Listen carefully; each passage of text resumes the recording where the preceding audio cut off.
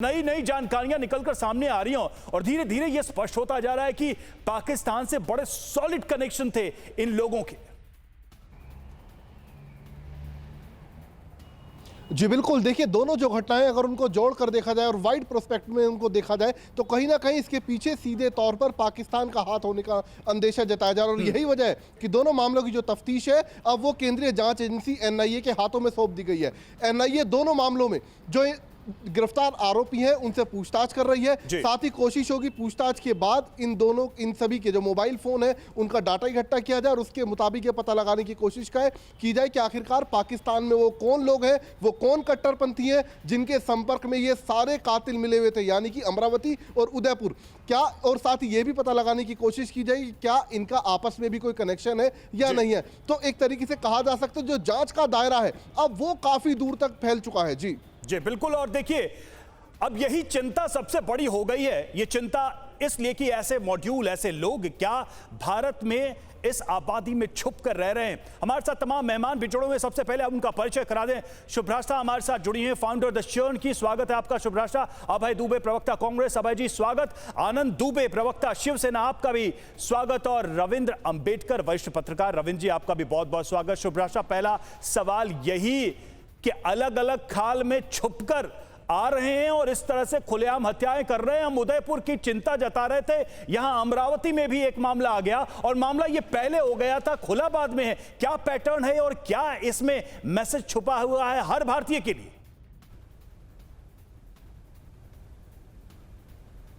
Ravi ji, foreign angle मैं पहले explore करूं इसके पहले मुझे लगता है कि हम लोगों को एक समाज के नाते कुछ चीज़ें बहुत स्पष्टता से समझनी चाहिए।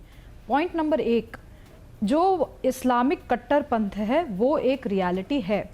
इसमें मुझे पता है कि दूसरे खेमे से लोग तुरंत उछलेंगे, कूदेंगे और कहेंगे कि कट्टरपंथ किसी भी धर्म का हो सकता है, बिल्कुल हो सकता है, होता भी है।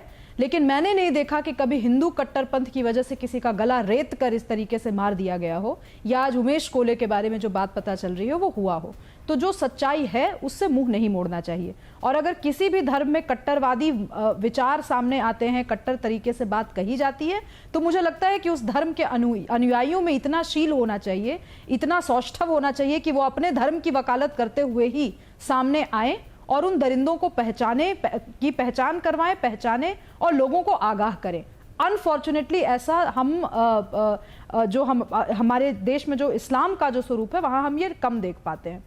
दूसरी बात, ये जो पूरा का पूरा पैटर्न है, ये तो निश्चित रूप से एक पैटर्न तो ये है ही है ना। जब से 2014 में ये सरकार आई है तब से लेकर के अभी तक बहुत लोगों के पेट में जो पीड़ा हो रही है उसका कोई इलाज नहीं हो सकता।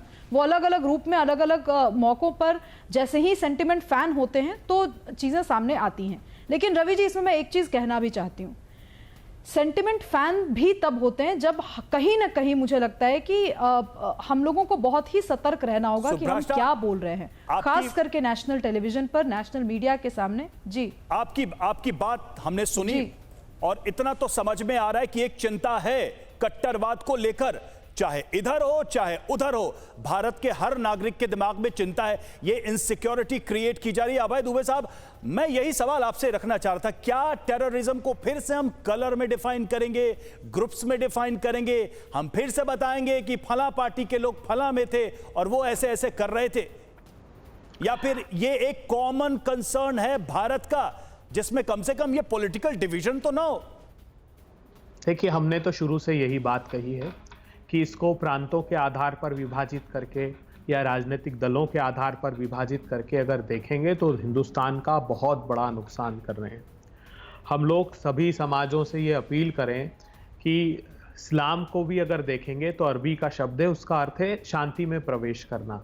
तो ये इस्लाम के समर्थक तो हो नहीं सकते जो अतिवादी विचारधारा के लोग हैं। हिंदू तो सहिष्णु धर्म है, हमेशा से विश्व का सबसे सहिष्णु धर्म है, वहाँ पर तो किसी प्रकार का अतिवाद का स्थान ही नहीं है। मगर मैं विनम्रता से कहना चाहता हूँ रवि जी कि अगर आप महाराष्ट्र का जिक्र कर रहे हैं, अगर आप राजस्थान का जिक्र कर रहे हैं, तो आपसे अनुरोध है गुजरात के, अहमदाबाद के किशन का भी जिक्र कीजिए। उसकी भी इसी प्रकार निर्ममता से, बर्बरता से सड़क पर घेर कर हत्या की गई। कब? उसके खिलाफ पहले अपराध दर्ज कराया गया, उसको गुजरात पुलिस ने गिरफ्तार किया और 25 दिनों के लिए जमानत के बाद उसको बाहर भेजा गया घर वालों के द्वारा। उसकी मासूम बिटिया ने जब जन्म लिया तो वो उसको देखना चाहता था, मगर वो उसकी ख्वाहिश पूरी नहीं हो सकी। जानते हैं आप, इसमें एक बड़ी बड़ी बात बता रहा हूं, बहुत बड़ा खुलासा कर रहा हूं। दावत-ए इस्लाम जो पाकिस्तान का एक संगठन है, उसकी अहमदाबाद में 2000 दान पेटियां मिली है और एटीएस ने बताया कि इस हत्या के पीछे उसका षड्यंत्र है। सुनिए ना, एक मिनट सुनिए। चूंकि वो भाजपा शासित राज्य है इसलिए वहां एनआईए की इंक्वायरी नहीं होगी। अरे साहब, क्यों नहीं होगी? आप उदयपुर में अगर करो, होनी चाहिए, मैं ये कह रहा हूं होनी चाहिए। ठीक है, अगर वहां एनआईए नहीं जाएगा। ठीक है, नहीं, जांच तो सभी जगह होनी चाहिए, जांच तो सभी जगह होना चाहिए और हर नागरिक की सुरक्षा भी होनी चाहिए और हर राज्य सरकार को इसकी जिम्मेदारी लेनी चाहिए। मैं ये नहीं कह सकता कि चूंकि एक मामला गुजरात में हुआ है इसलिए हम राजस्थान की और महाराष्ट्र की बात नहीं करेंगे।